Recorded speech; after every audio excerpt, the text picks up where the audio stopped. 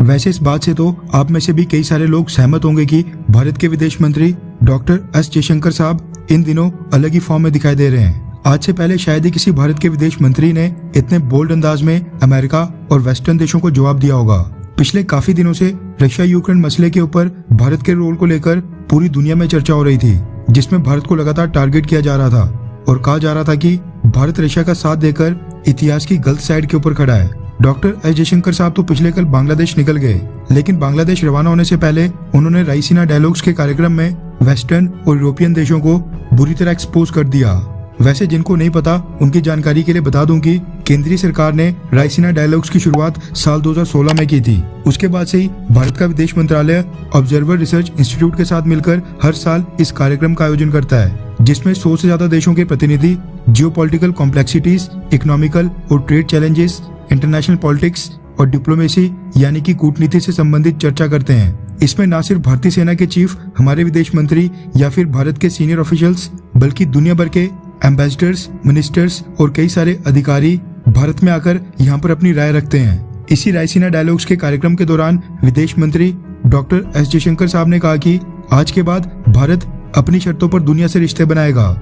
इसमें भारत को किसी की सलाह की जरूरत नहीं है। जयशंकर ने कहा कि दुनिया को खुश रखने की जगह हमें इस आधार पर दुनिया से संबंध बनाने चाहिए कि हम कौन हैं और भारत की क्या ताकत है।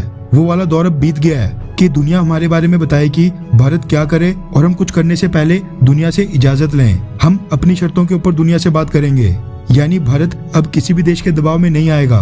विदेश मंत्री डॉक्टर एस जयशंकर साहब ने आगे कहा कि अगले 25 सालों में भारत ग्लोबलाइजेशन का सेंटर होगा। जब हम पिछले 75 सालों को मुड़कर देखते हैं तो सिर्फ बीते हुए 75 साल नहीं देखते हैं, बल्कि वो 25 साल भी देखते हैं जो आगे आने वाले हैं। हम देखते हैं कि हमने क्या पाया है और किस चीज में हम नाकाम रहे।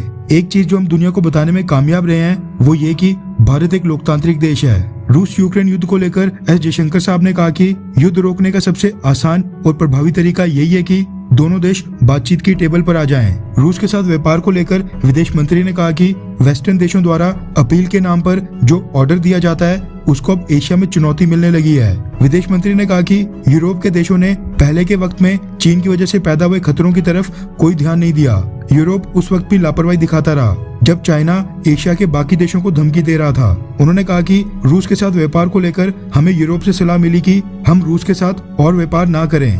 कम से कम भारत किसी और देश को सलाह देने तो नहीं जाता है। यानी अगर भारत किसी देश को सलाह नहीं देता है या भारत किसी देश को ये नहीं बताता है कि उनको क्या करना चाहिए या फिर क्या नहीं, तो फिर भारत क्यों किसी देश की सुने। डॉक्टर एस जयशंकर साहब ने साफ कर दिया कि वो टाइम अब जा चुका है जब भारत वेस्टर्न देशों के ऑर्डर्स माना करता था। आज का टाइम वो है जब भारत ऑर्डर्स लेता नहीं बल्कि भारत ऑर्डर्स देता है। वैसे आपको क्या लगता है कि क्या डॉक्टर एस जयशंकर साहब की तरह केंद्रीय सरकार को मिनिस्ट्रीज अलॉट करते समय मंत्रालय की फील्ड से संबंधित किसी व्यक्ति को मंत्री बनाना चाहिए, हाँ या फिर ना? नीचे कमेंट करके अपनी राय जरूर बताएं।